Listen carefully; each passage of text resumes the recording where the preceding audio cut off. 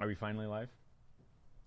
Yes, we are finally live. Oh my god. I'll let you know. I'm going off. I'm so excited. I'm so excited. That's very cool. Sam Ovens? Oh. That would have been awesome. Did I get a notification? Oh yeah, look at that. God, man, my arm is fat. Look at that. All right, I'm gonna send campaign now. You stream these in your group, right? I hope this is in my group. Oh my god. Yeah, because that would be like. So excited. There we go. So excited.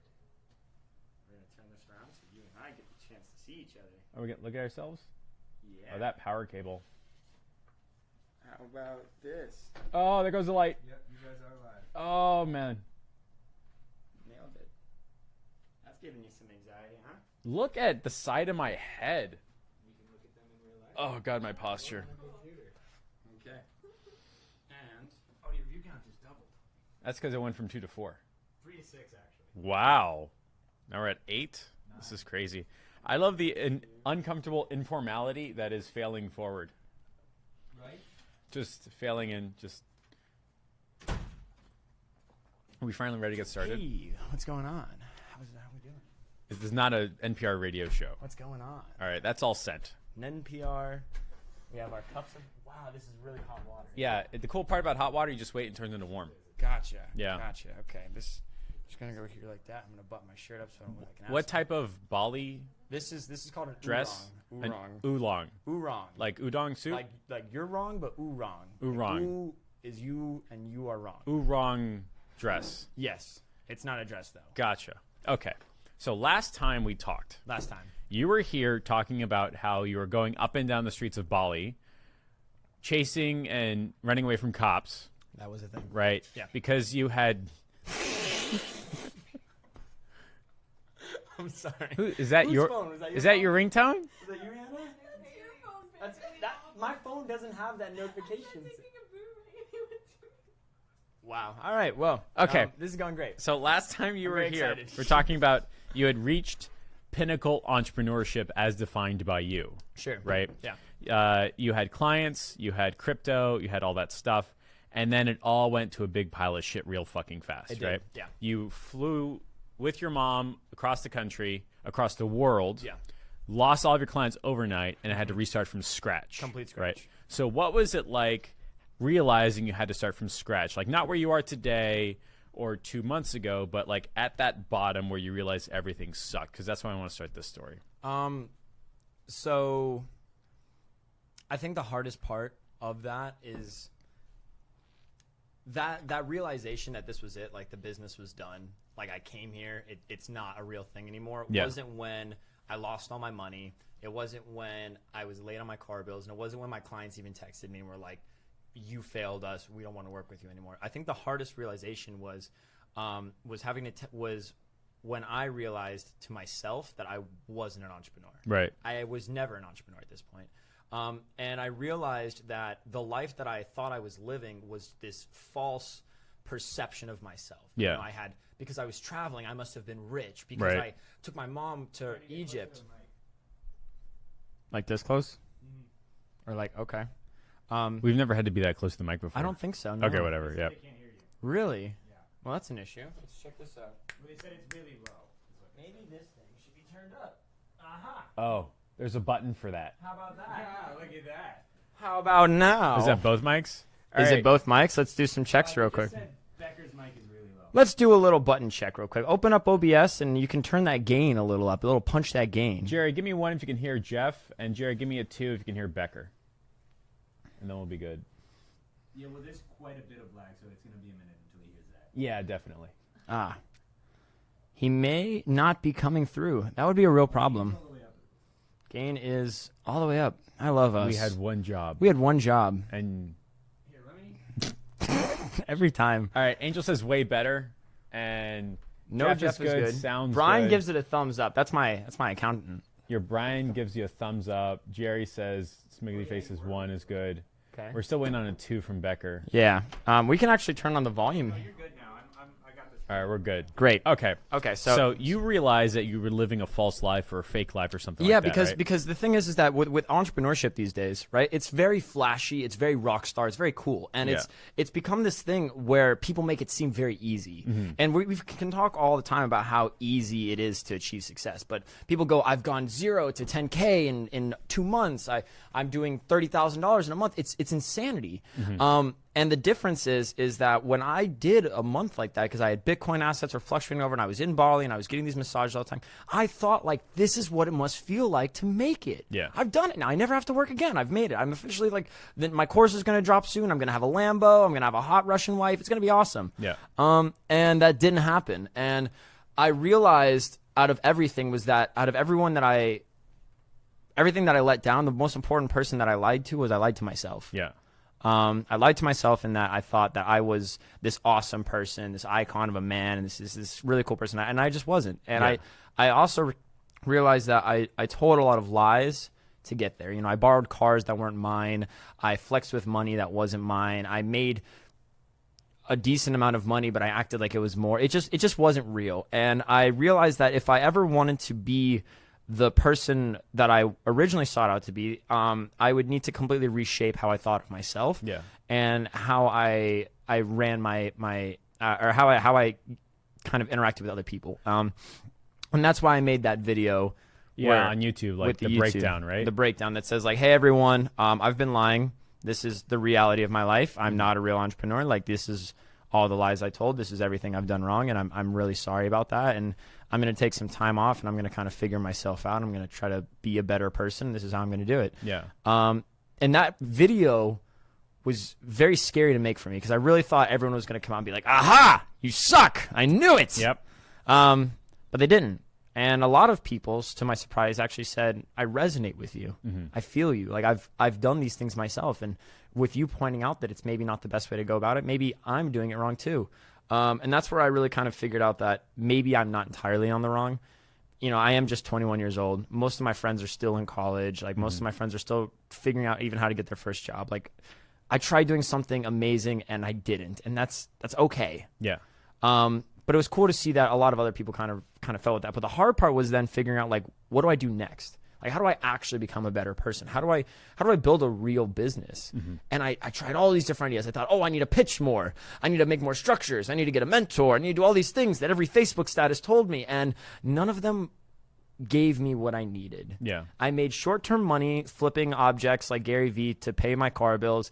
I made a couple sales here and there, but I didn't do anything that made me feel like I was getting any closer to my goal. Gotcha. And that was the last 6 months for me. And did you have a defined goal that was redefined after you broke down, or was it still like hit 10K a month? Was it like finally really honestly afford the Lambo, or was it like something internal, or like how did that result or goal change? So after everything kind of went south, the next big thing for me was I didn't care about anything other than I just wanted to get out of debt. Yeah. Like, debt to me was the physical embodiment of my failure. That was success. That was like, if I got out of debt, I've beaten this bad part of my life. Yeah. And that was the first objective. Like, making $10,000 a month, getting a Lambo, doing all those things, that was way down the line now. And I realized that. And being in debt and trying to learn a lot more about my finances and how to handle these things kind of reshape my priorities. Like, I wasn't saying, like, I didn't go out and say, let's go enjoy time now. Like, any money I made, like, immediately went to paying off debt. Yeah.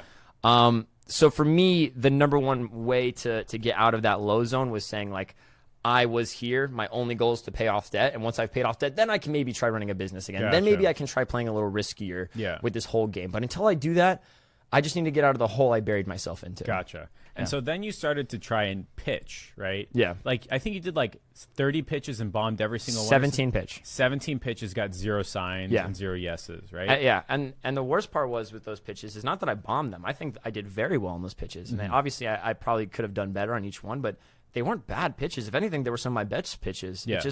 I kept just getting no after no. Gotcha. And nothing was working. I was trying to sell ads for local salon shops. I was trying to sell chatbots. I was trying to sell consulting sessions. Nothing was working. Yeah. And I didn't understand why. Was there a big difference between those 17 pitch sessions and how you approached your first $4,000 a month client? A little bit. The main thing is that with those pitch sessions, I knew what the short-term play was. I was like, I'm going to come in. I'm going to sell you a $2,000 package, and it's going to have Facebook ads and a chatbot. Yeah. And I don't know what's going to happen after that. I don't know what's going to happen after the first month. I don't know what I'm going to do for you. All I know is I'm in debt. This is going to help me get out of debt. I don't care really what happens to you after. And that was the really poor mindset I had. Yeah. The difference was... That was powering those 17 pitches. Yes, that was powering those 17 pitches. And then what happened is I actually came in and for this $4,000 deal, I had a really good run the last month. I was flipping these Game of Thrones bottles. Yep, I remember. I was flipping all kinds of things. I made enough money to where I didn't have to worry about my bills for the month, and that kind of gave me a little bit of time to breathe. And I had this opportunity to pitch a major yacht service repair company. Yep. And I was completely terrified. Yeah. I was scared because I was at the end of my rope. Like I had enough money to buy my bills off at the end of the month, but I had no more money after that. I had no more money to flip into capital. I couldn't go any more into debt. Collections was calling me for my car. Yeah. There was all these bad things that were happening. I didn't have another month. So I had it where it was either I was going to land this deal or I was going to go into a 9-to-5 job, where one of the pitches that I made, they were like, we can't bring you on as a marketer, but maybe you can work for us as a 9-to-5. And I had to highly consider that. It was a big deal. One of the 17 pitches was like... One of the 17, yeah. Gotcha. So they were like, we don't want to bring you on as marketer, but we can give you a job here and see how that works out. Yeah. And that was hard. Yeah. It was really hard to say, like, I thought I was an entrepreneur. I told everyone I was an entrepreneur. I brought my mom to Egypt. I was traveling the world, and now here I am back at a 9-to-5. So I think that was, like, actually your bottom. Yeah? Like, it wasn't admitting that you were living the fake life. It wasn't admitting that you lost all your clients. It was when push came to shove, there wasn't anything left. Yeah. I think that was it. Like the 17 pitches in a row, that was you trying to prove to you that you were an entrepreneur. Mm-hmm. And then when they were like, well, you could work for us, that was it. That was the breaking point. That was like, I got to change how I'm approaching, change everything, or my last straw is getting a job paying me $3,000 a month. And then just watching the dreams fly away. Yeah. And then you approached a yacht company. I did. So what was that conversation like? So that conversation actually came up because my uncle, who recently got out of jail, they were old time jail buddies, and I guess he made an introduction to a point, and they said, yeah, we used to do all these videos, and we don't do these videos anymore. And and we're just having some problems. And he was like, hey, you know what? I've got a nephew who's a marketing guy. Why don't I introduce you guys? And I saw this as, oh shit, I'm gonna do $1,000 worth of videos for these guys one time, and it's gonna be awesome. I'm gonna make $1,000. Yeah. Right? This is so cool. I'm gonna last another month. Like, you can eat my ass collections. Yeah. That was awful. I shouldn't have said that on live. But like it was really like I needed to get rid of collections. And so I had this idea. I was like, I'm gonna pitch these guys a video, and then I went to the office and I saw all their whole business model. I was like, oh my god, these guys are doing like easily over $500,000 a month. Yep. They have a lot more money than $1,000. Like, maybe I could sell them something else. And so I was like, oh, let's run Facebook ads and build funnels. Let's do all these things. And I have these ideas. And that felt very like the 17 pitches thing. Like, what can I sell you? Yeah, what can I sell you that's just going to get me money, right? That's how I thought. And with this one, I didn't know what to sell them. And I didn't know what would work. Because how can you run Facebook ads for something that costs $500,000? Right. How can you run Facebook ads for something that costs $50,000? Sign up to buy a yacht? Yeah, like it doesn't work like that. And I don't even know how to start with targeting. So what happened next was I went in, we had this conversation. They were like, we need some videos. And I was like, you know what? I really like this business, and I think I could do more for your business than just videos. Yeah. Let me kind of follow you guys around a little bit. And I think I could kind of fill a couple of the gaps in your business that you're not even aware of yet. Mm-hmm. And I was like, does that sound good? I won't do anything. I'll just kind of shadow some people. And the owner was like, I'm not really sure why we'd let you come around and just follow our guys around. And our business is pretty solid. It's been running for 35 years. Yeah. Why would we let you do that? But at the end of the day, he let me go ahead. And so I followed these guys around for a week. And I had it where the next week I was supposed to go and sit down for the interview with the other job. So we followed them around. I learned parts of their business. Yeah. And I went up to every single employee I could, and I asked, how can I help you? Yeah. Just a real simple, like, how can I help? And what was interesting was a lot of them were kind of shocked because a lot of people didn't ask them that question. Yeah. Which seems like a very simple question to ask. And a lot of people told me all kinds of things. One said, well, we don't have any way of scanning our barcodes for our products in the service shop. And another one said, well, all these customers keep calling me and I don't know who they are and it gives me anxiety and all this stuff. And I was like, okay. And I wrote down this whole little book of problems this business had. And at the end of the week I went in and I was like, hey, so I looked at all your employees and it turns out you do have a lot of problems. Would you mind if I shared them with you? And they were like, no, we don't got nothing, but go ahead, lay it on us.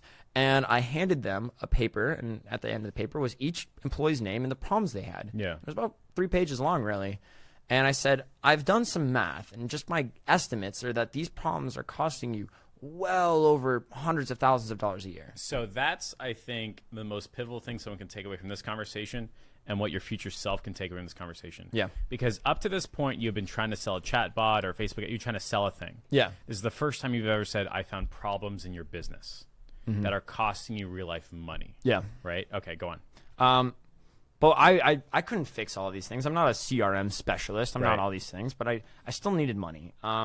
And one of the main problems I found was that a lot of people said that we are the top in quality, but nobody knows that. Yeah. The way we do things is different, but nobody knows it. So I came to you and I said, I have this business idea. I need to pitch them in a couple days. Yeah. I don't know what I'm going to sell them. And we ended up putting something together and we said, here's what we're going to do. We have it where we're not going to run Facebook ads for these guys. We're not going to run any funnels for these guys. We're not going to do any email marketing. Yep. We're not going to do anything. The only thing we're going to do is we're going to help them tell their story better. Do they do paint better? Great. We're going to tell more people how they do their paint better. Do they perhaps do fiberglass resin on a boat in a special way that protects the boat painting? Yeah. Perfect. We're going to get that video in front of their audience with no call to action, no steps, nothing for a prospect to do. Yeah. And so I came up with this idea for 4 videos a month. Yeah. And each video would basically kind of be like a vlog of the week, and it would explain like what's going on in our yard and what we do. Yeah. Because that's the end of the day. The yacht owner wants to know what's going on with their boat. And they want to know every step of what people do on their boat. Yep. So I was like, why don't we illustrate that? So I pitched them the idea, and I said, it's going to be $6,000 a month. And we ended up haggling down. I got $4,000 a month, but I got an office out of it. Perfect. They're like, you can use our office. We have a spare office. You can use it as your own office. Yeah. You get access to all of our utilities, which included a boat. Nice. That was awesome. That's cool. Negotiating $4,000 a month. And a boat. And a boat. Yep. It's awesome. Dylan, how much do you like that boat? The boat is fucking awesome. It floats. And it floats. It floats and it floats. It just floats. It Thank floats. you, Dylan. Thank you. Not too fast. It's really awesome. We named it the SS Broward. It's my favorite thing, and it was funny because at the beginning of the year I said once I get out of debt, the first thing I'm gonna do is I'm gonna get a boat club membership. Yeah. So in this way I knocked 2 things out. So this was like the start of something's really going decent. So you end up approaching this yacht company. You say, these are your problems. Yeah. I can help you solve some of them. Yes.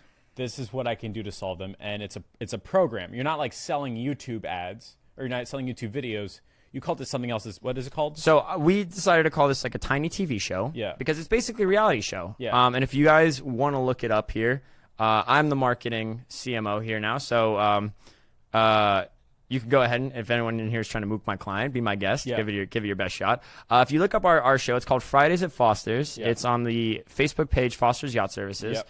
And it's a weekly show. And every week we just talk about here's what we did on Monday, here's what we did on Tuesday, here's what we did on Wednesday, Thursday, Friday. Yep. And here's why we did it. Yeah. And what we did is all I did is we're going to make 4 videos and we're going to run Facebook ads to captains, boat owners, surveyors, and insurance companies. Correct. And I pitched them this idea and I had no idea if it was going to work. Right. 4 videos for $1,000 a piece. Yeah. That's wild. Yeah. That's insanity. I've never paid like even $200 for a video. Yep. You people are going to pay 1,000. Yeah. Okay. And then I said, and then later on, you want a CRM, you want an email automation? Pff, we'll figure that out. Yeah, no problem. I can handle that too. Yeah. I don't have any idea how to do any of those things. Correct. But we're going to figure it out later. Correct. And so they You've were got a bench of experts you can call in. And sure. Stuff like that. Yeah. I got the A team. Yeah. Right? Half of them are sitting in this room. Perfect.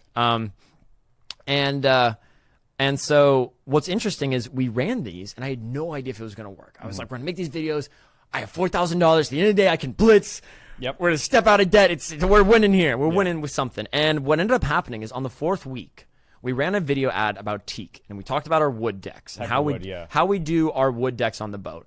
And what's interesting is right after that video aired, we had a call and someone said, hey guys, I've been a client of yours for 4 years now, Yep. and I had no idea that you guys do teak decks. Yeah. I've got a teak deck for the boat. I need it taken care of right now. Can you please do my boat? Yeah. And they were like, dude, we've put on all of our advertising that we do teak decks. How have you never seen this? And he was Yep. like, I haven't seen a single one of I'm your not ads. looking at your ads. I'm watching your TV show. Right? Yeah. And that one teak job turned into $34,000 in revenue. Nice. And the 4th week, so that's an 8 times ROI in the first month. Yep. Which is crazy. Absolutely fantastic. And then one of the bullet points is how you accidentally almost made 630,000. Yeah. Is that a result of your tiny TV show as well? Yeah, so we'll dive into that because I'm sure everyone wants to know about that. So Yeah. when we say we don't run any funnels, when we say we're not doing anything, the only thing we're doing is we're making videos and then we're using Facebook ads to get the videos in front of people. Correct. That's it. We Yeah. also use a bit of LinkedIn automation where we're kind of connecting with surveyors and captains. Boats are very expensive, and we can't comprehend, us small people Yeah. can't comprehend the pure cost of Aren't there like boat some work. $100 million boats? So we have Tiger Woods' yacht in our yard Yeah. right now, and I can't go into detail on all the things because we have non-disclosure agreements. But just the amount of work that boat is doing on it right now is probably about $4 to $6 million worth of work. That's crazy. For only about 6 months. Yeah. 6 months, so almost $1 million a month, almost. Yeah. That's just things that they have in the yard. So for me, my mindset shifted after this teak video. I was like, I don't have to worry about getting 30 extra customers a month. I don't need to put something in my banner that says, how would you like to have 30 extra yacht inquiries per month? Yep. I just needed to get one person every couple months. Yep. And then I needed boat owners and captains when they came into the yard to say, hey, I've seen your videos. Yep. And if I just got one person to do that, they would be like, these videos work. So something I'm realizing is that like results that we define are different than results that they define. Like just because we think we're doing a good job doesn't mean that they think we're doing a good job. And I could have the worst ads in the world, but if they think it's great, if their customers are going to say, yeah, that was amazing, then all of a sudden it's working. Yeah. And that's what you experienced, right? Yeah. Like your client had people coming up and he got results by his definition, which is people saying, I've watched your show. I've watched your show. Yeah. And what's really cool is what we did is we started taking this show and we created geofences around every marina in South Florida. Yep. And we just ran ads just to drop those the areas. pin. Just drop the pin. We were like, run ads to only these areas. And I did this specifically in that first month. And what happened is in the second month, we had a marina meetup where all the marinas kind of have this big party and they have yachts and champagne. It's awesome. Yep. And because I've been blasting ads to these areas, everyone saw this video whether they liked it or not. Yep. And when they came out, these guys were walking around. So many people, I'd say almost every person, the first thing they said when they came up to my staff was, hey, I've seen your video. you're the guy from the video. Yeah. And everyone was, and they looked at me and they were like, what the fuck? Yeah. We're famous. Marketing is working. Wow. And because of your tiny TV show and combining it with a little bit of Facebook ads, Yeah. your client is probably going to land a $600,000 deal. So what happened with that is we had it where we had an offshore. I started running ads to Bimini and Yeah. a couple of the Caribbean islands because those are the yacht capitals of the world. Yeah. And what happened was we had one captain that came in and said, listen, there's a boat. It's a mega yacht. See, for classification, there's super yachts and there's mega yachts. Mega yachts are like yachts are bigger than a big super yacht. A yacht is like there's a yacht, which is just like a very small boat. Like my Yeah. boat's almost a yacht. Yeah. And then there's I like how he's like, he's like, I don't know about that. it's 14 feet when big. when you say almost a yacht, Okay. like how far is almost? Like a So I learned recently that the term yacht is like very loosely representative To people who don't of a have boat. yachts. It's Yeah. like, for example, the word entrepreneur is very broad. yeah. So is the word yacht. So it turns out when somebody stabs your yacht, does it deflate? it does deflate. Yeah. So it's not a yacht. Yeah. In my head, it's a yacht. It's a yacht. Yeah. Look, I wanted a boat. No one else here has a boat. Oh, so now it's a that's- boat. All right, so there's mega yachts and There's super mega yachts. yachts. So mega yachts are like the biggest boats in the world. They have a boat in their boat. There is not. They actually have 2 boats in their boat. Gotcha. And a helicopter in the boat. Good. And this one has a plane in the boat. Gotcha. Okay. It's like a little like seaplane, so you can like shoot it into the water, and it like does. It's amazing. Yeah. It's one of the most amazing boats I've ever seen. It's like $210 million is this boat. That's a big number. It's a huge number. Yeah. I believe the boat is 210 feet, which in boat terms is massive. It's twice Yeah. the size of this building. That's crazy. So anyway, so they said boats like this require 5 captains to pilot. They have Wow. like all these different, and they have hundreds of crew on them. Well, not hundreds, but they have dozens of crew on them. Yeah.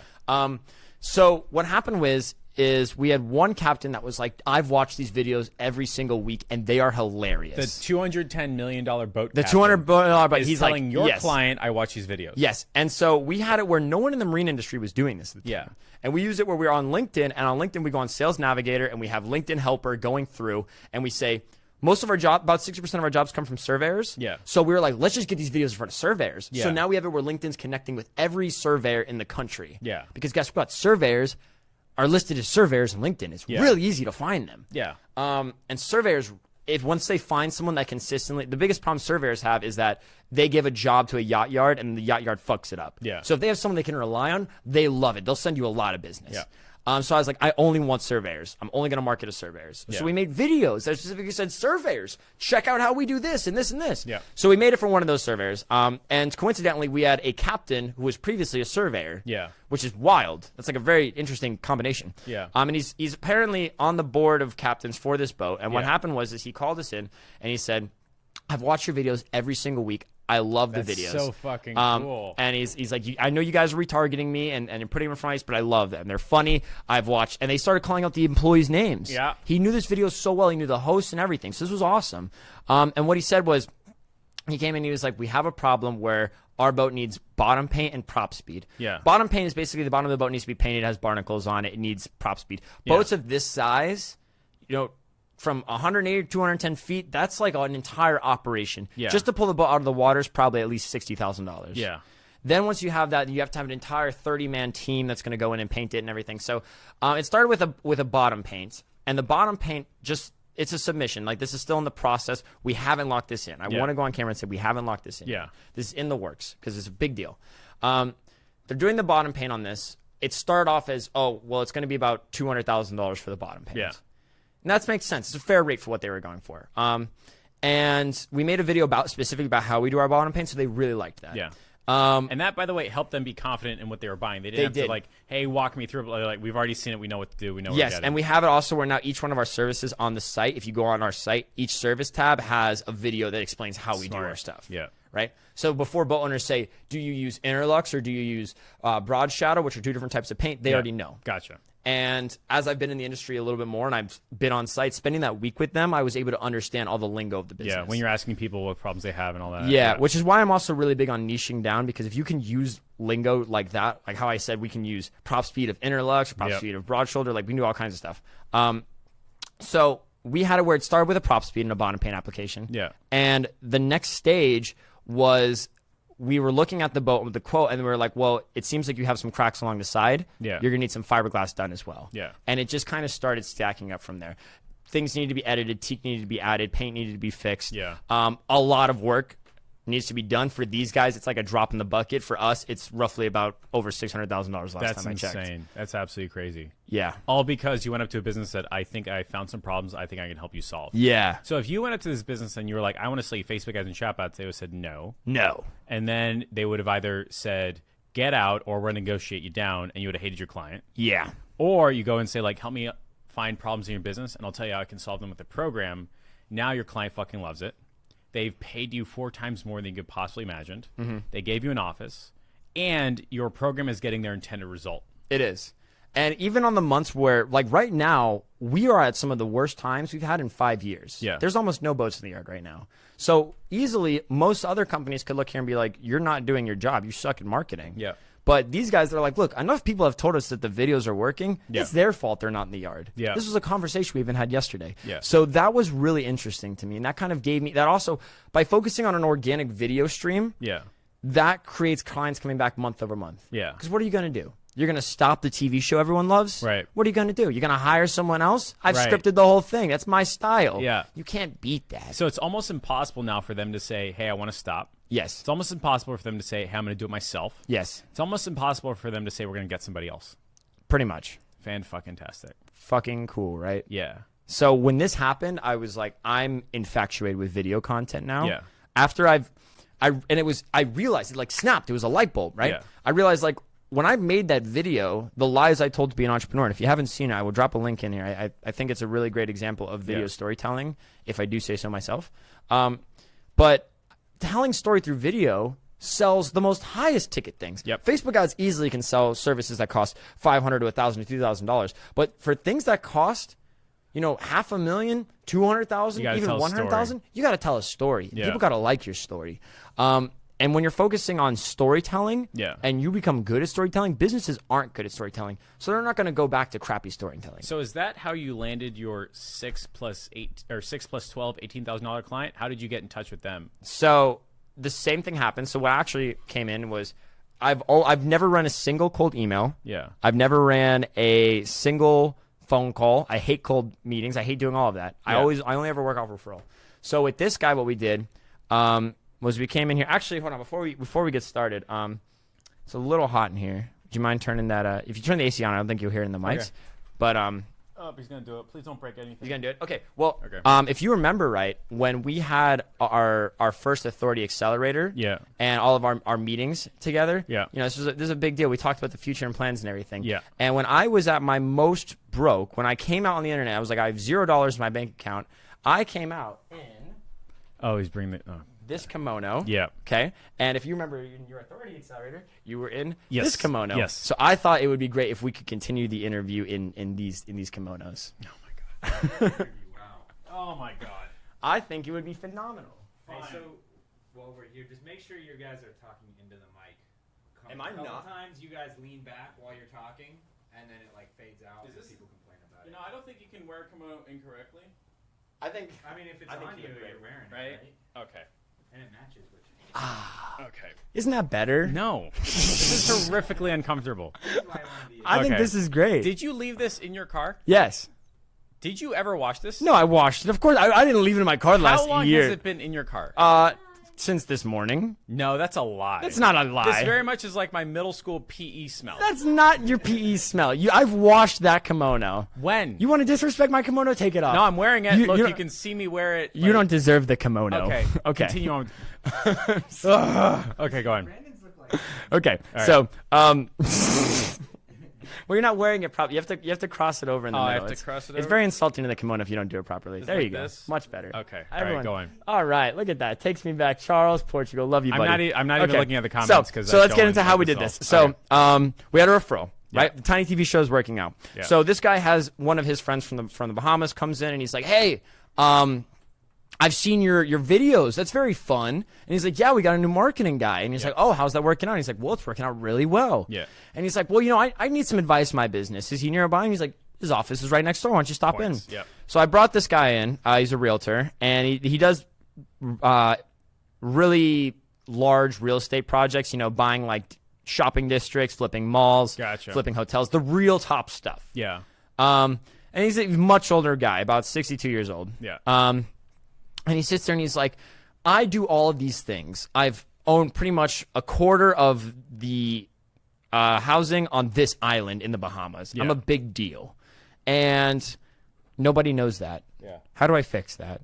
And I was kind of taken back. I was like, well, that's a good question. Maybe you could run an Instagram, but he's old. Maybe, I don't know. Yeah. Maybe Instagram's maybe his thing. Maybe we could do some photo shoots, but what's that going to do?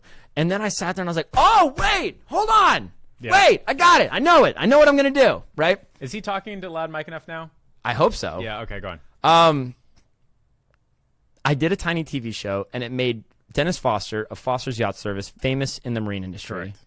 I could do the same thing for someone else. Yep. It's just a copy and paste strategy. You have the program. All that I do is you I apply. just make a video and then I run Facebook ads to it. Yeah. And that's it. I don't have to run Facebook ads for upsell or monitor my ROAS and all those crazy. I don't Yeah. even know how to do Facebook ads. I suck at Facebook ads. I'm awful at it. But I just know I know how to do video Facebook ads, like video view Facebook ads. So Yeah. so that's what I did. I sat there and I was like, hey, let me show you what we're doing here and try to see how you can incorporate it. And we started running some paid campaigns to different. We started running some paid campaigns for Foster's, and I was like, here's the results we're getting with this guy. Yeah. How would you like to see this with yourself? And he's like, well, I'm an older guy. I don't see me looking really well on camera. Yeah. I don't think this is going to be for me. And I was like, okay. So we ended up having one more meeting where he left the country for a couple weeks, and he calls me. He's like, I've been really thinking about these whole little tiny TV shows and YouTube and stuff, and I Yeah. understand that this is where things are going. And I sent him a couple examples of like Ryan Serrant, Gary Vaynerchuk, and I was like, look at these guys. Yeah. You don't ask how long they've been in realty or how good they are at selling realty. You just see their videos and you assume that they're good at realty. Yeah. Just like your 90-second videos. Yeah. I don't know how long you've been in marketing, which apparently isn't Stand by very their long, own. right? But I see your 90-second videos and I'm like, you must be smart at something because I'm seeing them. So that's where we want it. It's and that isn't authority. like interesting? Like I've only been doing Facebook ads for like 3 years. I'm on my like junior year, but because I've been documenting and making these videos, I have more accidental authority than somebody who's been doing it for 30 years in real estate because he's never actually taken the time to just tiny TV show. Yeah. Right. All right. Go on. So that was it. I was like, I think what's missing here is I'm not selling homes. I'm not selling yachts. Yeah. The only thing I'm selling is you as an authoritative figure. Yeah. I'm going to make you an authoritative figure. Yeah. That's what it is. Because now when my yachting client calls someone and they have the person they're calling has already seen those videos, they're thinking, wow, I've watched these guys' videos. They must know what they're talking about. Yeah. Right? That's what's going down here. So for me, that was the conversation that needed to happen. We went ahead and we said, I'm going to build this program for you. It's going to be a 90-day program. And I called it the individual to influential program. Nice. Right? That was really cool. Nice. The difference is I wanted to start off with just tiny TV shows. Yeah. And I took a page away from an interview we had here long ago where I said, we're going to start with tiny TV shows. For me to film these tiny TV shows, it's going to be like me going out. If you look up, what's his name that we watch on YouTube? Concrete. Yeah. With Ben Mallah. He's phenomenal. Yeah. Right? It's just this big, fat Jewish realtor in Miami. And all he does $250 million. Yeah. every week he just goes around. He's like, fuck you. I'm going to buy this house. Fuck you. Yep. And I don't think that's the accent, but it's close. I think it's kind of there. But if you guys haven't seen it before, definitely look up Ben Mallah on YouTube because what he's doing is he made those videos, and now when he walks in the building, people are like, "Oh shit, Ben Mallah is here." Yeah. He could be the worst realtor ever. I don't know. Right. But he's the only one I'm seeing. Yeah. So I assume he must be the best. Yeah. And I think that's pretty much how everything works. If you were the only digital marketer I saw in terms of advertising, I'm just going to assume you're the best marketer. So Sam Evans talks about like the person who gives the most impressions by very nature has the most authority. Sure. Which is like it seems fucked up. But if you're the only doctor advertising, you're the only doctor. Yeah. Right? But going back to you're at your client who's buying the tiny TV show. Yeah. And they introduce you to a referral. They do. And the guy's like, I don't know if this is for me. You say, great, I understand, no big deal. He calls you and you have a second meet. Yeah. Right? And what was that second meeting like? So the second meeting, he comes in, he sits down, and he's like, hey, so what is my in the first meeting, I basically just used the onboarding docs, which you guys haven't copied the onboarding docs yet. Jeff is got some pretty good stuff here. Yeah. So basically, I just asked him. I was like, "What's your biggest problem? How are we not solving this problem? Yeah. What are we doing right now to get you closer to your result?" But then I asked a couple of different questions. I said, "What's your iconic factor?" Yeah.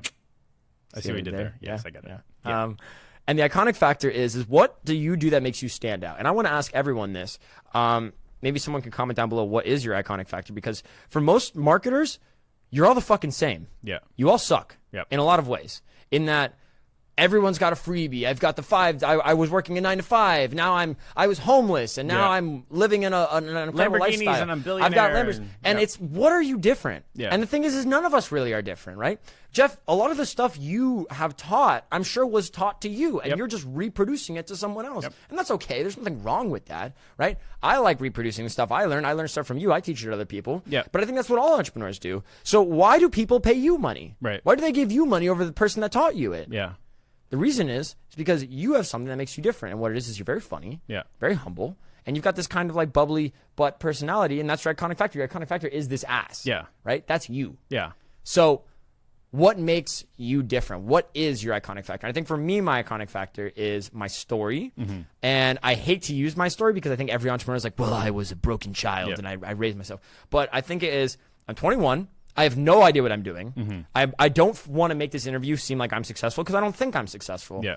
I'm just a kid trying to figure out how to make a little bit more money so I can live in Bali. That's all I care about. So what was your client's Yeah. So iconic his story? iconic factor, he said, I don't know what my iconic factor is. Yeah. And I asked him, I was like, well, you said you own 33% of the homes on this island. Yeah. Right?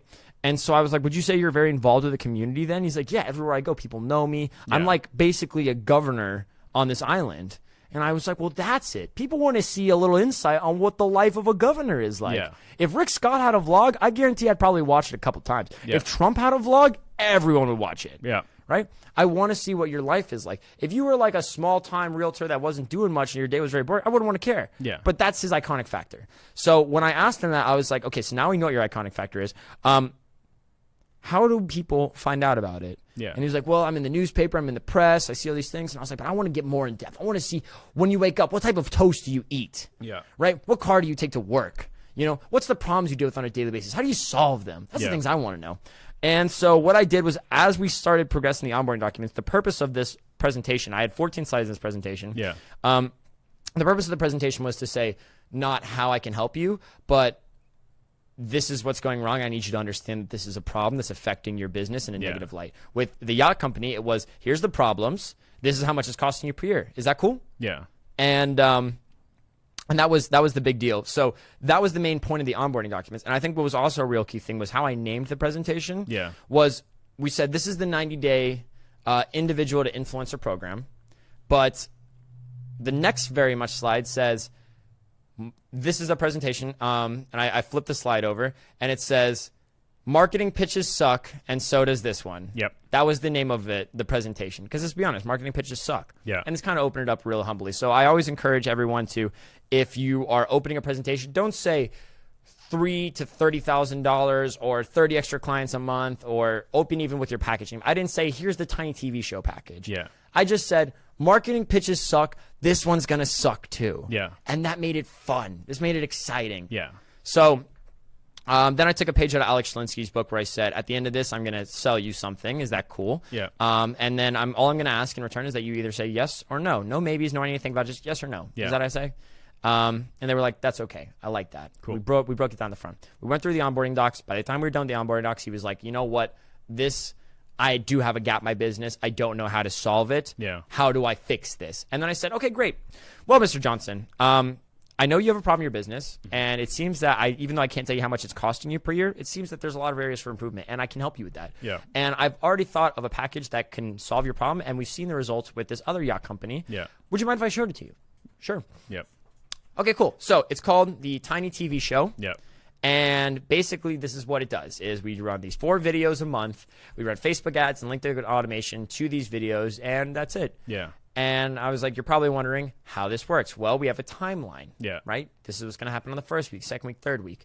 And then it was real simple. He was like, okay, that makes sense. This is a monthly thing. You get 4 videos per month. The automation runs after every week. Cool. And I was like, you're probably wondering how much this costs. Well, It's going to cost $18,000. Yeah. Just like that. Just staring. Mm-hmm. And this was the hardest stare ever.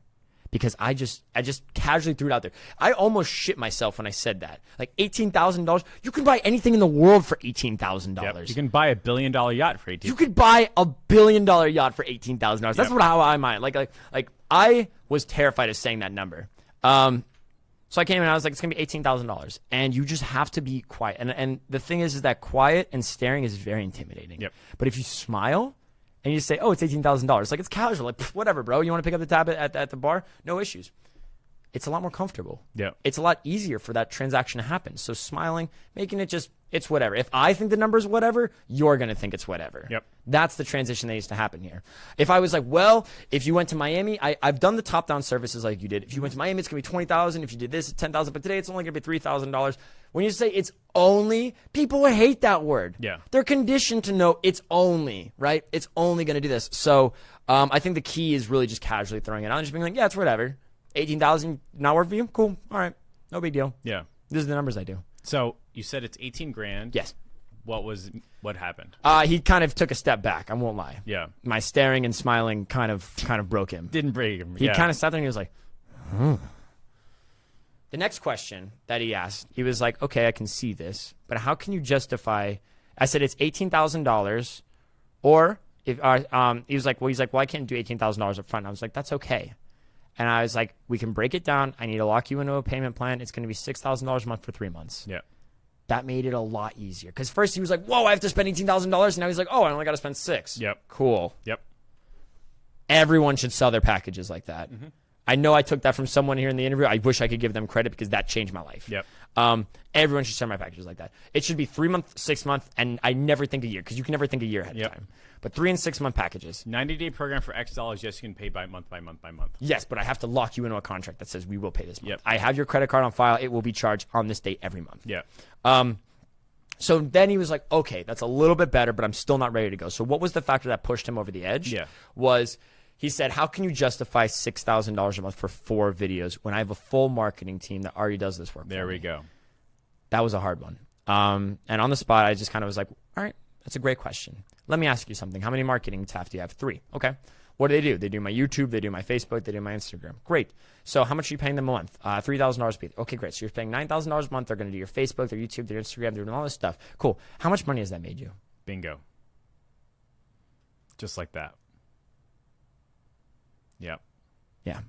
And he couldn't answer. And he was like, well, you know, we don't know. This. I think I just clicked the mic. Great. But he basically said, I don't know. And I was like, how long has this been going on? He was like, well, they've been working on us for 2 years now. And I was like, so 2 years, you've spent this amount of money, right? And you don't know how much it made you? So you did 2 times 12 times 3. Yeah. Yeah. I can't do that math right now, but Yeah. it's there. And I know I suck at math. I'm not an entrepreneur. I can't even do math in my head. Yeah. But I said, you're doing this, right?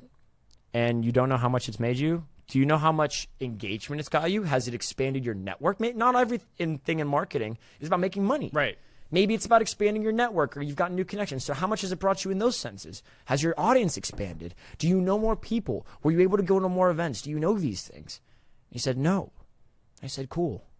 Would you like to? Yep. That was pretty much it after that. He sat there and he kind of took it all in, took a couple minutes to think about it, didn't say a single word after that. After would you like to, that was it. And it was like a mic dropped. Yeah. Right? Mic dropped. And he went on it and he was like, okay, let's go ahead and let's move forward. Cool. And But he didn't pay you then. He didn't pay me then, He no. didn't pay you then. He didn't all of a sudden like write you a big check, right? No, he waited a week to pay me. Yeah. Because What was the line you used to get him to pay you? So the difference was I sent him the invoice that day because he was getting on a flight. I couldn't handle it all right there, else I would have. But he's like, we're going to go forward. And we can't do this for a couple months. And so he's like, we can't get started until September. And I was like, great. I'm very excited to get working with you because I want to blow you up in the Bahamas. I want to own the Bahamas. This is exciting for me. Yeah. And I can't wait to get started. But the issue is that my agency is growing. And we have 4 spots because we limit our agency to only 4 clients. Yeah. Because I want to make sure that I give you the maximum amount of time and effort to equally across the board. For that, I can only keep myself at a maximum of 4 people. Yeah. By September, I can tell you, but most definitely, I will have that 4th spot filled. Yep. I'm on it right now where I have 3 spots already filled. Yep. I would like to fill my 4th today. Yeah. If you want to get started in September, I want to take care of you. I want to get this started because I want to blow this up. If you can put down the deposit for September, I will lock that spot off for you. Perfect. And that's how we got someone to pay for a marketing plan 3 months in advance. So you went from total fucking breakdown, Total breakdown. trying to sell a bunch of stuff, Trying to sell a bunch of stuff. realizing that you got to identify problems and solve them, right? Yes. And it turns out you had a real life client that paid you an F ton of money to solve their problems with a tiny TV show. Then you asked, all right, what are your problems to your new client? Asked him to pay you up front and put down a deposit for a 90-day tiny TV program, and he did. And that's an $18,000 client. $18,000 client. Plus the $4,000 client. Plus the $4,000. Plus, I think you've got like one other one, or So I have another one that we're doing. That's like a video realtor in Miami, and not the same thing because I had this one before. yeah, like this before is the official tiny. Yeah, TV, it's like official tiny. Like we're still kind of figuring that out. I'm actually probably gonna drop that off. Yeah. One thing that I think has been a real major change in my agency is that I'm not an agency. Yep. I'm a freelancer. Yep. I'm a very glorified freelancer, and that's something I realized recently. Shout out Alex Schlinsky, but basically, there's 3 legs of a business. There's the prospecting, the sales, and the fulfillment. Yep. And all of those I'm doing. Yep.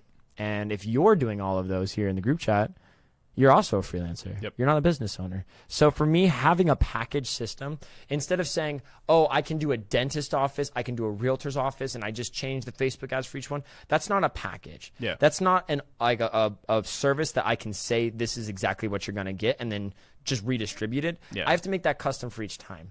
And that means that I can't lock that down and scale it. So Correct. I'm now focusing so much of my business on me prospecting all these different niches, and then I have to distribute different services for that niche, and it just doesn't make sense. Yeah. So the biggest transition that changed my agency from going from $0 to whatever the number we just said right there is, Yeah. 18,000. We're gonna do this month. We're gonna do roughly about $14,000. Isn't that crazy? That's insanity. That's a lot of money, Stupid amounts right? of money. Like, that's 14 grand. $14,000. And fundamentally, you went from 0 to 14K yes, because you realize that you have to solve people's problems, solve people's problems. create a program that does that. An exact program. An A exact program that it's one program. You know it works. You know it delivers these results. Yeah. The variables are like how large the results are. Yeah. But the person that it's going to help is it. You need to have your ideal client locked in. Yeah. This is who I'm looking for. This is what they make. This will help exactly these people, and it should be nothing else. Gotcha. But that's how it happened. 0 to 14K like that. Very cool. And I think that's it. I think that's really it. I think the biggest thing to take away from this is have your package. Yeah. Have your exact package. I don't do any cold traffic. I like to do, if you are interested, and you're having a hard time with retention, I think video marketing is the key. Yep. I think if you made Storytelling through video. storytelling, if you're an agency that only does Facebook ads, great. Bring on a local videographer. Yeah. Say, hey, can you make a vlog for my dentist shop? And just ask your clients, be like, we're going to do this for free. We just want to try it out. We just Yeah. want to see what happens. We're going to run a little ads to it, and we're going to do some fun stuff. Yeah. And if we make one piece of content that works really well and people like that content, they're going to renew with you, even if you're not delivering on the other sides of the ROI Yep. of the sales. So I think that video content is going to become really big. Chandler Welling does this a lot. He's got a studio in Tennessee, He's right? got a studio in Tennessee. I think he made a post how like he just signed like $1 million with the clients in a month. in a month. Like that's insane. Insanity numbers. Yeah. And people, when you're he charges delivering, $25K a month. it's ridiculous. Yep. Ridiculous. And it's just video content, organic content. Yeah. Right? Delivering the stories at a certain level, they will never go lower than that. They will never hire another videographer less than me unless Yep. I dramatically fuck up my job. That's the key. And I'm so happy that I have the business now where I have the best team in the world. Yep. I've got you as a mentor. Mm-hmm. I have my other team right here. I've got my best friend sitting behind as cameraman. Shout out Dylan. I've got a really supportive group of friends. But I've now have it where I have videographers that are being trained to replicate my process at the yacht service. Yep. And I have an editing team in the Philippines that we're training to handle the editing. Yep. So I can pull myself out from the business side of the fulfillment and mainly the fulfillment. Yeah. And I can focus more on just running the business. Perfect. And that makes me really happy. And Perfect. this is where I hope we're recording this right now at $14,000 in May of 2019. And I Yeah. hope we get to film this in 6 months and say, hey, we crossed $20,000 in Yep. December of 2019. And that's just one more client. It's just one more client. Yep. That's crazy. Right? And when you were trying to push Facebook ads and chatbots, you weren't happy, they weren't happy, everything sucked. Yeah. And when you finally said, I'm going to start telling stories through video and use it to solve a problem, everything lined up pretty fucking fast. Everything lined up pretty fast. Very cool. Yeah. Are you open to strategy sessions at all with the crowd? I'm open to some strategy sessions. I think instead of a strategy session, Yeah. because I feel like strategy sessions for really smart people, Yeah. and I'm not one of those. Yeah. I think we should have a creative strategy session. Okay. I think A that creative session. yeah, let's talk about. A lot of people want to talk about branding, and they want to say, how do I tell my story better? Yeah. Right. So if you want to talk about how we can tell your story better and how we can get people to really connect with you and stand apart from all the other entrepreneurs and agency owners that are trying to tell their story, Yeah. comment story in my face. That's fine. Yep. Yeah, just comment story in my face, and I will respond. You'll figure to out them. like a group chat or something? Yeah, I'll make a little call? group chat, and we'll make a group call, and we'll do it. We'll figure out a time this Are you week. comfortable showing them the presentation that you used to land a $4,000 deal? I'm 100% comfortable willing to Okay. show them the presentation. So if I you used to guys make. want to see Brandon Becker's 14 slide deck, yeah, that lands you a $6,000 deal? $6,000 deal. $6,000 deal, and Yeah. then figure out how to tell stories better. I don't think they heard that. I'm gonna take it back away from the team. The girl that's supporting me. Every time, right? Are you only doing that near the mics? Then hashtag was it story in my face? Um, Oh, people are already commenting it. Okay, cool. All right, guys. Do we wanna- Quincy got it. One person got Go this- Quincy. Let's do we want to read for any questions? Is there any questions we should ask? Should we? See if there's any. We have it. This is the most viewed live stream we've had, so I feel like we should interact a little bit. I think we should open this up. Oh, that's fine. You guys want questions? Yeah, Yeah, it's like drop some whatever questions you want in there and see if there's a couple that make a lot of sense. All right. Yeah. Yeah. That's so fucking funny. Her phone only goes off when she's next to us. Yeah. Brandon's phone, the first that. No, Oh, it was not. No, that you don't. Your phone doesn't make that noise. My phone doesn't make any noise. My phone is a digital minimalist. I make no noise. Well, a lot of people are saying story in my face, like a lot. That's awesome. I'm really humbled right now. I think we're gonna have to like.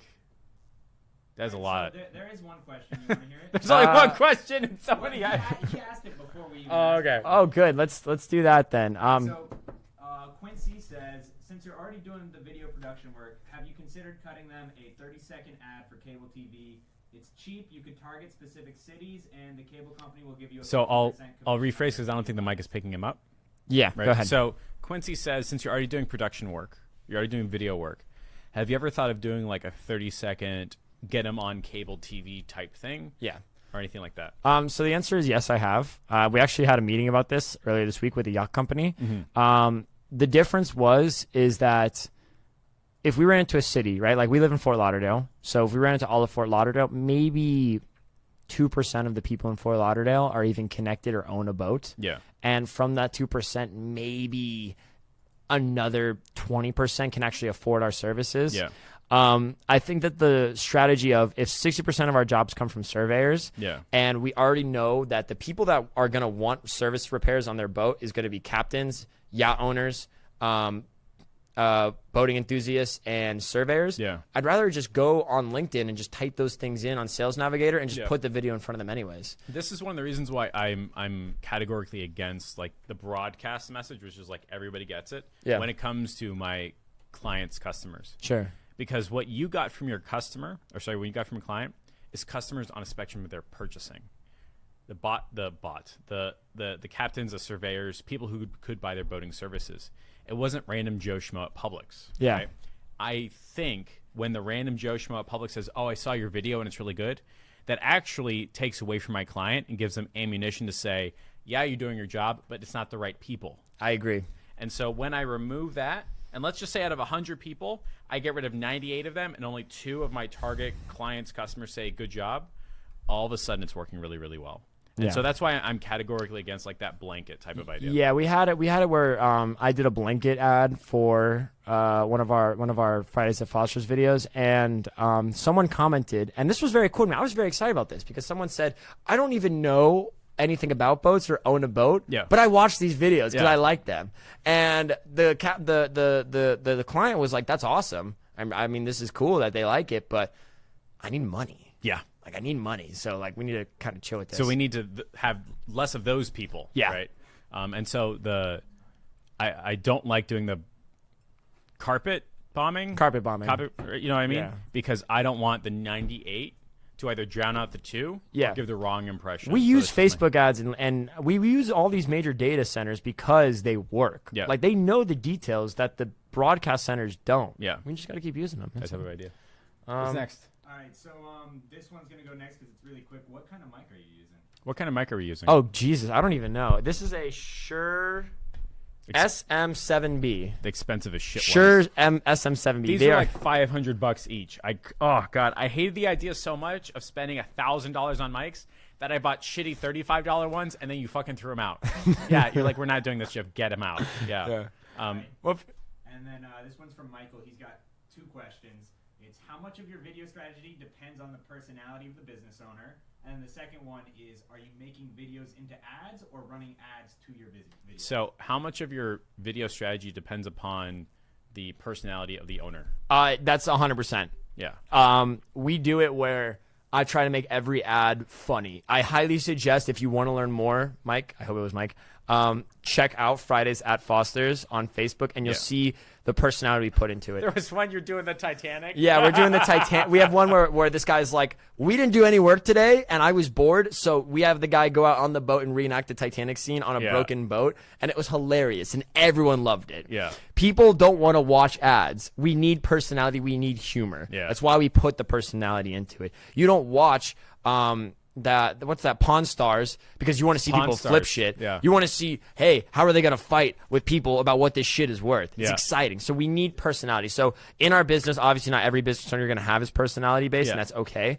I do try to train them in a lot of ways to bring out that personality. Yeah. Not everyone you can do that with, and that's okay too. Not everyone's designed to be on a camera. Yeah. So I just try to find the core people in the business that are very camera enthusiastic or can reach out like Yeah. that. We forgot the second question. The second question was, are you turning videos into ads or running ads? We run ads to the videos. Yeah. So Jeff re-asked the question so they could hear. yeah, I don't think we can hear it. They can. So are you running ads to videos, or are you creating a video into an ad? I'm running ads to the videos. So you're making a good story-driven video. Yes. Then using that as the ad. Yes. To put in front of surveyors, captains, and Yes. stuff like that. Gotcha. That's it. That's okay, it, yeah. very cool. Yeah. What's next? So what's next? In your tiny TV show, are there any lead captured forms or call to actions or anything like that? Great question. Any lead capture forms, anything like that? So that was the issue. Okay, so this was actually a real problem we had recently where our website is awful. It's one of the worst websites ever. So I couldn't make it where I could say, go ahead and do something. I couldn't say, hey, here's a freebie or put your information in for a quote either. Yeah. I just couldn't do those things. And we also don't have the luxury of offering people quotes, Yeah. like free quotes, because we have to send someone out to the boat and inspect it. You can't just call in and be like, hey, I've got a crack. How much? Yeah, Right. it doesn't work like that. So we can't do free quotes either. So what am I supposed to do for lead offers? So the difference is I actually just upsold them. This is great. I'm really glad we asked this question. The issue is that I can't send people to the website because the website sucks. Yeah.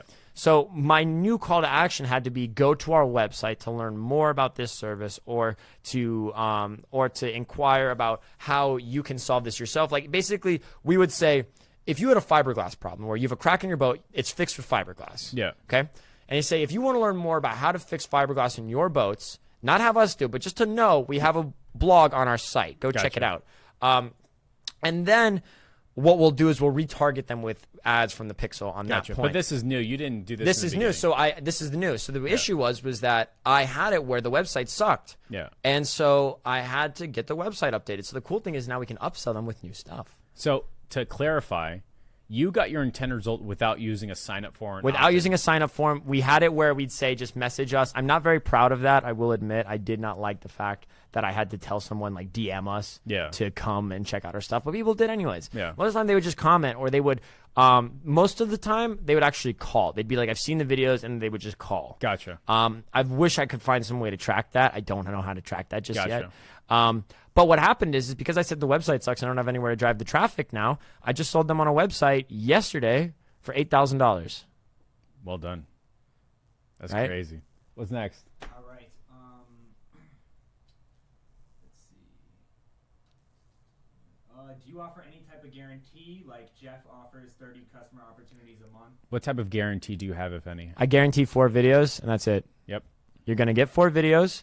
It basically is going to be like this. I'm going to tell you how to act. I'm going to show you what I'm going to do and what the videos are going to be about. I'm going to script the whole thing for you. And I'm going to show up and I'm going to film the videos. Yeah. And if it rains, I'm still going to film the videos. Yeah. And if you don't show up for camera day, I'll film the videos myself as the host. Yeah. The videos will be filmed. You will have 4 videos. Will I guarantee a customer opportunity? No. Yeah. Because this is one of the most expensive industries in the world. I can't guarantee customers. If I did, I'd be lying to you. Also, you'd be making $1 billion fucking dollars. I would. I'd be making like $18,000. But I told them that at the front. They were like, "Do you have a guarantee?" And I said, "No. Yeah. If I came in here and I guaranteed you guys service, I'd be lying to you." Yep. And when I said that, it was powerful, Yeah. and they respected that a lot. So your guarantee is not the 30 customer opportunities, but your guarantee is you're going to get the fucking videos. I'm going to get the content, and I'm Yeah. going to guarantee that X amount of people are going to see the videos. Gotcha. Are they your ideal client? I don't know. They Right. might be. But I'm going to get in front of this many people. Gotcha. Very cool. What do we got, Alana? What do we got? There's another one. What would a minimal setup for video production look like? Like, what's the bare So let me see if I can answer that because I know almost nothing about video. Let's go, Jeff. I'm proud of this. Let's So see it. the bare minimum video setup that you need is simply your iMac or any computer with like a video setup, and then you can start working on your video skills, talking to a camera and stuff like that. From there, we upgraded to a green screen, and we've got one right there with a bunch of lights. We have a Lumix G7. G7, yeah. Right, with lights here and lights here, but not here, but like in front of the green screen. Sure. And then you just start talking. You turn on and start talking, and then after like 10 to 15 versions of that, you figure out how to interact with your devices. Lighting is not that big of a deal. You can't have too little lighting, right? No. Green screen and camera, and that's it. But you don't need super advanced stuff. You can buy a kit like this for $500 off Amazon. So most of the time, it actually isn't the video that makes the quality content, because what you're thinking right now is like, how do I get like the cameras set up in here so I can start selling like $4,000 a month services? And the cool thing is that I have come in with these guys and my camera would be dead, or it would be really sandy, and I just wouldn't want to bring my camera in there. So I just use my phone. Yeah. This phone here, even this phone, this is an iPhone 6? 7. This is a piece of shit. But it's so gross. It's awful. It's already broken. I can't believe you make this much money and only have I this. know, right? Yeah. And he has it cracked too. He doesn't even fix the crack. Yeah. Everyone has a cracked one. All right. Well, I'm just the Antichrist. So this in 4K is good enough for this anything, right? 1080 is perfect. You Yeah. want something that at minimum can shoot slow-mo. Yeah. And the reason is because you're thinking you need a gimbal. Yeah. Right? But if your iPhone can shoot in that slow-mo function, you can turn on slow-mo and just do this. Yeah. And it will look really cool. Yeah. I promise it will. But the thing is it's not so much about the camera setup, because you can start with a very simple iPhone. And if you're scared that you show up to a client and you only have an iPhone and they just paid you $1,000 because they thought they were going to professional video, that's okay. I understand that. That does happen. Clients want to see cameras. Yeah. You can find cameras at you can find cameras easily in the $500 range. Yeah. The Canon Rebel series is phenomenal. The Lumix G7 series is phenomenal. Anything along those lines. I'll make a full list of cameras on my Facebook page but probably it's also later. the sound that matters almost just as Sound much, right? is actually the most important thing. Yeah. So 80% of people will click off a video if the sound sucks, but only 40% of people will click off the video if the video quality sucks. Yeah. That's key. So I always try to use a Rode mic. Yeah. And if you're outside and it's windy, don't even bother. Yeah. Just record whatever the action is, and then go back and inside and record you talking about the action and overlay that audio. Gotcha. A great example of this, guys, is, again, just going to Fridays at Foster's. You'll see that a lot of times we film and people have like pressure sensors. They've got pressure washers out, and it's very loud. Yeah. So we just record the video itself, and then we'll overlay the audio, because that's key. Perfect. But so a great way to start is just an entry-level series camera and filming yourself. Yep. One person reached out to me the other day and they said, I've got a Lumix camera and I don't know what to do with it. I don't know how to tell vlogs. I don't know how to tell stories. So here's the cool challenge. I made this little challenge for her, and maybe someone else can try it. It's you want to wake up every day for a week, and you take your phone out, and you can even record it in portrait mode. This is fine. And you want to say, hey, it's Icon. I'm starting my day, and I'm going to eat cereal, and today I'm going to walk my dog, and I'm going to do this. This is what I'm going to do for the day. And it's going to be 15 seconds long. And then you're going to save it. Yeah. And you're going to do that every day in a week. And if something exciting happens, like, oh, my best friend just had a baby, then maybe you'll make another thing. Like, hey, guess what? My friend had a baby. Whoa, look at this. This is crazy.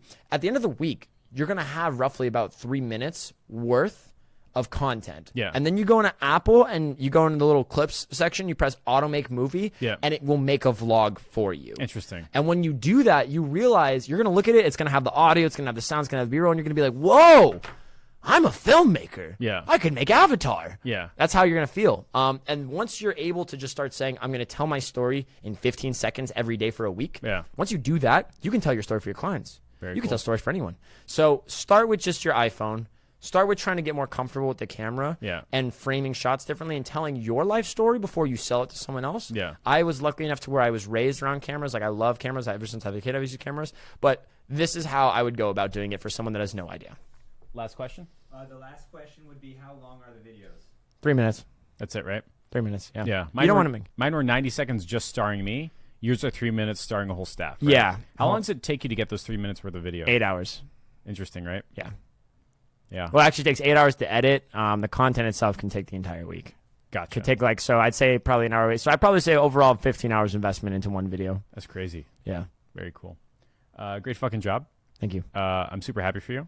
You've made a great transition as a person, as a character, because way back in the day, you were trying to sell shit, instead of solving problems. And we worked really hard at making sure that you're asking the right questions and presenting a program that solves those problems.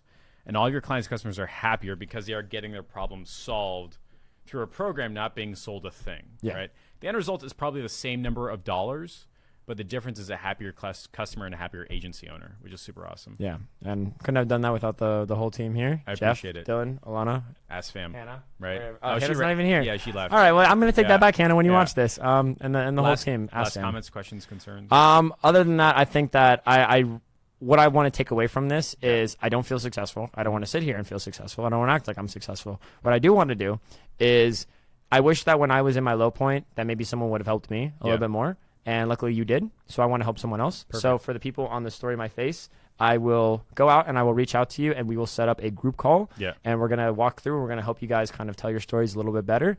And I don't know how I'm going to do that. I don't know if it's going to be great or Figure it anything, out. but I'm going to figure it out and we're going to make something happen. And it's free. Free is free. So I'm very excited for that. And I thank you for having me on the show. Super and happy for you. how should we end this? Because we never got to do that one. So the last one we had F-16 fighter pilot. It came through and it exploded. exploded. Yeah. And then, is there something you can do with like a monster eating our faces? I don't know that I could do like a monster. Oh, I could have us. Okay, here's what we're gonna do. Okay. We're gonna take our cups. Yeah. And when we clip them together, it's gonna be Shit. we're gonna tink.